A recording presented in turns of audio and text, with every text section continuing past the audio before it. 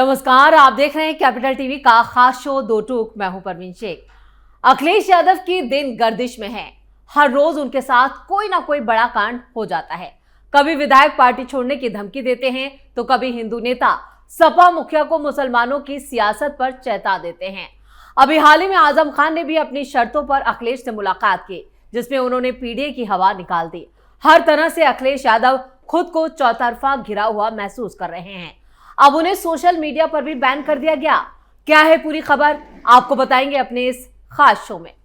Social media पर अखिलेश पर लगा बैन। योगी से टकराना सपा प्रमुख को पड़ा महंगा। कैसे आजम ने निकाली पीडीए की हवा। अखिलेश यादव का फेसबुक अकाउंट सस्पेंड होने के बाद फिर से एक्टिव जरूर हो गया है, लेकिन इस पर कुछ वक्त तक के लिए बैन लगा रहेगा। अखिलेश यादव का 85 लाख यानी 8.5 मिलियन फॉलोअर्स वाला फेसबुक पेज सस्पेंड कर दिया गया था, जिस पर सपा नेताओं का गुस्सा भड़क गया था और इसी कड़ी में प्रतिक्रियाएं भी सामने आई। समाजवादी पार्टी के नेताओं ने इसे लोकतंत्र पर हमला और बीजेपी की साजिश करार दिया। हालांकि सरकार की तरफ से जो खबरें आई, उन्होंने इन खबरों का पूरी तरह से खंडन किया। सरकार की तरफ से कहा गया कि फेसबुक ने अपनी आंतरिक नीतियों के तहत ये कार्रवाई की, यानी ये फेसबुक की पॉलिसी है। अखिलेश यादव के फेसबुक अकाउंट को फिर से एक्टिव होने से समाजवादी पार्टी कार्यकर्ताओं ने इस पर खुशी जरूर जताई है। यूपी के पूर्व सीएम अखिलेश यादव का ऑफिशियल फेसबुक पेज कल शाम के बाद से सस्पेंड कर दिया गया था। आज सुबह उनका पेज रिकवर हो गया। उन्होंने जयप्रकाश नारायण को याद करते हुए फोटो के साथ पोस्ट भी डाली। संपूर्ण क्रांति से मेरा तात्पर्य समाज के सबसे अधिक दबे कुचले व्यक्ति को सत्ता के शिखर पर देखना है। लोकनायक जयप्रकाश नारायण। योगी सरकार पर सपा के गंभीर आरोप। अखिलेश यादव के सोशल मीडिया अकाउंट के सस्पेंड होने को लेकर आईटी मंत्री का भी बयान सामने आ गया। कहा गया कि इसमें सरकार की कोई भूमिका नहीं थी। एक पोस्ट की वजह से फेसबुक ने ये एक्शन लिया। बहरहाल करीब 15 घंटे के बाद अखिलेश यादव का फेसबुक अकाउंट फिर से एक्टिव जरूर हो गया है, लेकिन उन्हें कई नसीहत भी दी गई है। इससे अखिलेश के चाहने वालों और उनके समर्थकों में भी खुशी है। दरअसल समाजवादी पार्टी के मुखिया अखिलेश यादव सोशल मीडिया पर बेहद एक्टिव रहते हैं, या कहें कि सोशल मीडिया पर ही ज्यादा एक्टिव रहते हैं। अखिलेश यादव रोजाना कई पोस्ट अपने सोशल मीडिया प्लेटफॉर्म एक्स पर साझा भी करते हैं। इन पोस्ट के जरिए अखिलेश यादव बीजेपी सरकार की कमियों या कहें कि अपनी नाकामियों को उजागर करते हैं, उसका पर्दाफाश करते हैं। उनके फेसबुक पर अभी 8.5 मिलियन यानी कि 85 लाख फॉलोअर हैं। कल रात अचानक उनके फेसबुक अकाउंट को सस्पेंड कर दिया गया। अकाउंट सस्पेंड होने पर मेरठ की सरधना सीट से समाजवादी पार्टी के विधायक अतुल प्रधान, लखनऊ से विधानसभा चुनाव लड़ चुकी हैं पूजा शुक्ला और पार्टी प्रवक्ता फखरुल हसन चांद ने जमकर हल्ला बोला। उन्होंने कहा कि यह अभिव्यक्ति की आजादी पर हमला है। सरकार के दबाव में अखिलेश यादव का अकाउंट सस्पेंड किए जाने का आरोप लगाया गया। कहा कि बीजेपी लगातार लोकतंत्र और संविधान पर हमला कर रही है। यानी कोई और काम करे या कुछ भी हो, विपक्ष के साथ अगर किसी भी तरह का कोई एक्शन लिया जाता है तो हमेशा निशाने पर बीजेपी सरकार होती है और निशाने पर होते हैं सीएम योगी। इस बार भी अखिलेश यादव की तरफ से कुछ ऐसा ही हुआ। समाजवादी पार्टी के नेताओं ने सीधे तौर पर बीजेपी पर निशाना साधा और एक बार फिर बीजेपी को लोकतंत्र का हत्यारा तक करार दे दिया। यानी वजह कुछ भी हो और किसी भी तरह समाजवादी पार्टी पर कोई भी आफत आए, उसके लिए हर बार बीजेपी को जिम्मेदार ठहराया जाता है। और इस बार भी ऐसा ही कुछ समाजवादी पार्टी के नेताओं ने किया। उन्होंने एक बार फिर जैसे ही अखिलेश यादव का फेसबुक अकाउंट सस्पेंड हुआ और उन्होंने राशन पानी लेके सारे के सारे नेता सीएम योगी और बीजेपी सरकार पर चढ़ाई करने के लिए तैयार बैठे थे। और ऐसा ही हुआ। जैसे ही अकाउंट सस्पेंड की खबर सामने आई, वैसे ही सपा नेताओं ने एक एक करके योगी सरकार पर निशाना साधा। वैसे समाजवादी पार्टी के मुखिया अखिलेश यादव अब अपना अकाउंट एक्टिव होने के बाद काफी खुश हैं और उनके समर्थकों में भी खुशी देखी जा रही है। और इसके साथ ही सरकार की तरफ से भी ये कहा गया है कि समाजवादी पार्टी के नेताओं को सोच समझकर रिएक्शन यानी प्रतिक्रियाएं देनी चाहिए। अब आपको बता देते हैं कि अखिलेश यादव की किस तरह से यहाँ पर जो पीडीए का जो बार बार वो ज्ञान देते रहते हैं, अब उस पीडीए की हवा खुद उनके नेता ही निकाल रहे हैं। और इसी कड़ी में आजम खान ने भी पीडीए को लेकर ऐसा कह दिया है, जिससे अखिलेश यादव की मुश्किलें बढ़ती नजर आ रही हैं। आजम ने निकाली पीडीए की हवा। आजम खान समाजवादी पार्टी की स्थापना के वक्त से ही काफी बड़ी ताकत रखते हैं और अखिलेश यादव के लेटेस्ट कामयाब फार्मूले पीडीए के लिए फिलहाल वो महत्वपूर्ण फैक्टर भी हैं, इससे इनकार नहीं किया जा सकता। आजम खान से अखिलेश यादव की मुलाकात को भी यही बात महत्वपूर्ण बनाती है और मुलाकात के लिए मौका भी खास तौर पर चुना गया।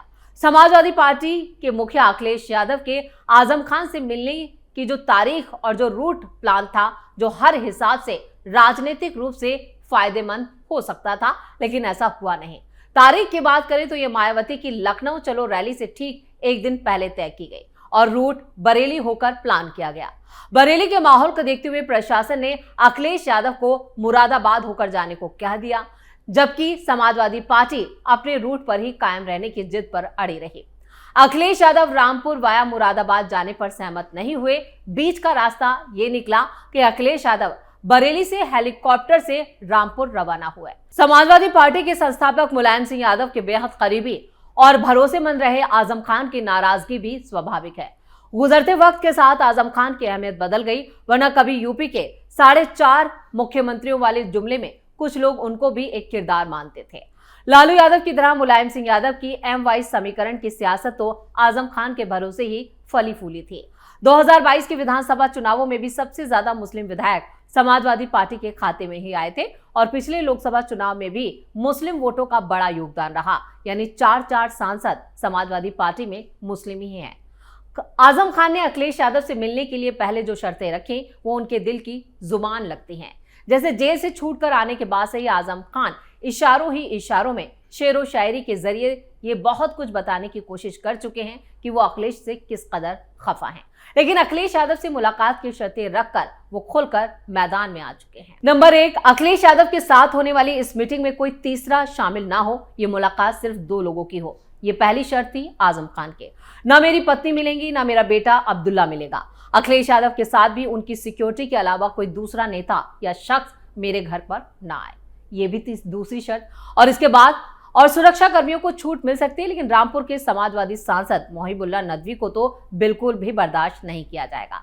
आजम खान ने भी एक इंटरव्यू में कहा कि वो आएंगे, ये मेरे लिए सम्मान की बात है। वो कोई पहली बार नहीं आ रहे हैं, उनका मेरी आत्मा मेरे शरीर पर हक है। उनके आने से मुझे खुशी भी होगी, मेरी इज्जत बढ़ेगी, लेकिन मैं चाहता हूं कि सिर्फ वही आए।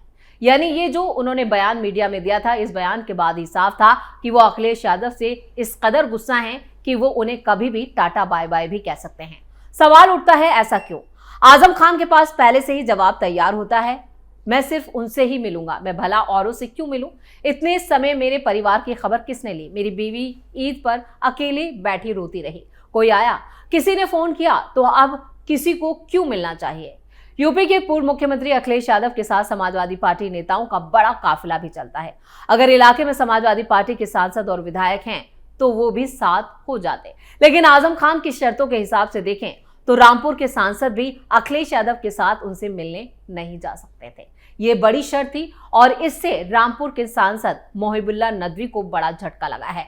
रामपुर के मौजूदा सांसद मौलाना मोहिबुल्लाह नदवी का जिक्र आने पर आजम खान साफ तौर पर कहते हैं, मैं उन्हें जानता ही नहीं।